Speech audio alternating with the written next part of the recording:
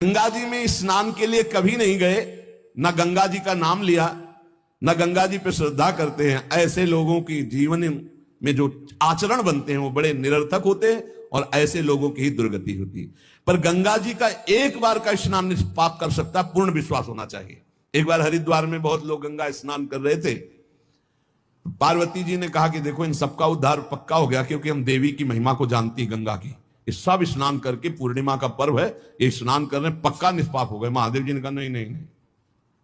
बोले क्यों प्रभु? बोले इनमें कोई गंगा स्नान कर रहा है, सब पानी में डुबकी लगा के आ रहे हैं, गंगा में थोड़ी लगा के। बोले प्रभु आप भी एक आश्चर्य में बात करते, सब देखो ना कितने भाव से नहा नहा के आ रहे हैं। बोले अच्छा इनको विश्वास नहीं गंगा जी पे, इसलिए पानी पे डुबकी लगाते हैं, कोई एक होगा जिसे विश्वास होगा। देखो अभी हम परीक्षा करते हैं। रास्ते में बैठ गए तो फिसल के जैसे गिर गए हो, ऐसे वृद्ध का रूप रख के गिरे हुए। अम्बा जी तो नवीन रूप धारण करके बोले जो निकले उससे जो हम कहें सो कहो। तो जो महादेव जी ने सिखाया तो कहते भैया ये हमारे पति देव गिर गए, थोड़ा हाथ सहयोग दीजिए, पकड़ के उठा दीजिए, अकेले उठ नहीं रहे, आप आइए। और जब कोई आने लगे तो कहना निष्पाप पुरुष ही हमारे पति को छू सकता है, अगर पापी छुआ तो भस्म हो जाएगा, बस इतना तुम्हें बोलना है, ठीक है। अब जो निकलते बोले भैया आप गंगा नहा के आ रहे हो? बोले हाँ। तो बोले आप तो निष्पाप हो ही गए, हो गया, हमारे पति फिसल के गिर गए, हमारे पति निष्पाप हैं, और जो निष्पाप पुरुष इनको निकाल सकता है, अगर कोई पापी छू लिया तो भस्म हो जाएगा, आप सहयोग करो। बोले गंगा तो नहा के आए पर पाप बहुत तो हुए, अगर कहीं पाप नष्ट ना हुए हो तो भस्म ही हो जाएंगे।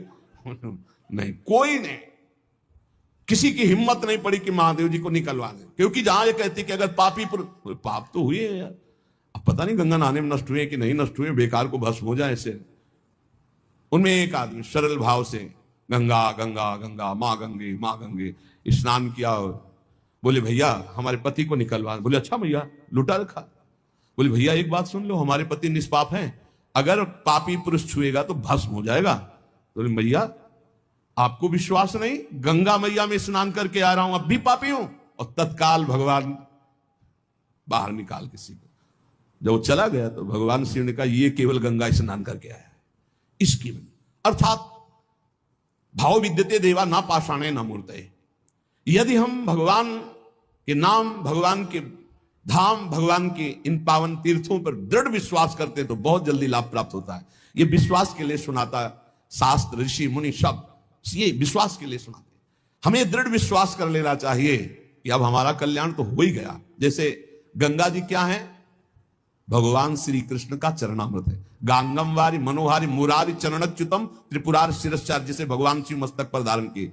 अपने लोग रोज चरणामृत पीते हैं, किनका? प्रिया प्रीतम का। अब और गंगा की जरूरत पड़ेगी? जहां से गंगा प्रकट हुई उनके सर्वांग स्नान का जल यमुना जी, जब यमुना जी गंगा जी से मिली तो गंगा जी ऐसे होकर प्रणाम मुद्रा में मिली यमुना जी से। यमुना जी ने कहा तुम्हारा हो भाग्य कि तुम जगत पावन करने वाली गंगा हो, तो उनका तुम्हारे सामने मेरी कोई सामर्थ्य नहीं, क्योंकि तुम में प्रभु पूर्ण अवगाहन करते, हम तो प्रभु के चरण धोवन मात्र हैं, आपके ऊपर तो पूर्ण प्रभु की कृपा है। ब्रजेंद्र सोनु राधिका हृदय प्रपूर्य माणयो महारसाब्द पूरयो रिवातिथि बेगता रसैक सीम राधिका पदाब्ज भक्ति साधिका तदंग राग पिंजर प्रवाह। श्री लाडली लाल का अंग राग लेकर प्रवाह करती है। ये अपने कल्याण की अब कोई चिंता रह गई? रोज जो चरणामृत पान करता है, काल मृत्यु हरणम सर्वव्याधि विनाशनम श्री कृष्ण पादोदकम पीत्वा पुनर्जन्म न विद्यते, बस विश्वास हो। रजराली लगाते हैं, राधा राधा बोलते हैं, अब कोई जरूरत कल्याण की। दृढ़ निष्ठा रखो।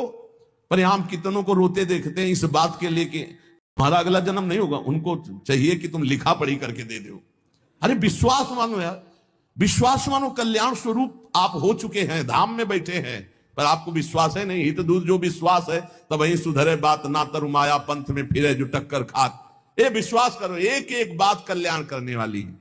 भगवती गंगा जी 400 कोस दूर से गंगा गंगा बोले तो भगवान के धाम भेज देती निष्पाप करके। ऐसी महामहिमा श्री गंगा जी के स्मरण में, अवगाहन में, आचमन में, स्नान करने में।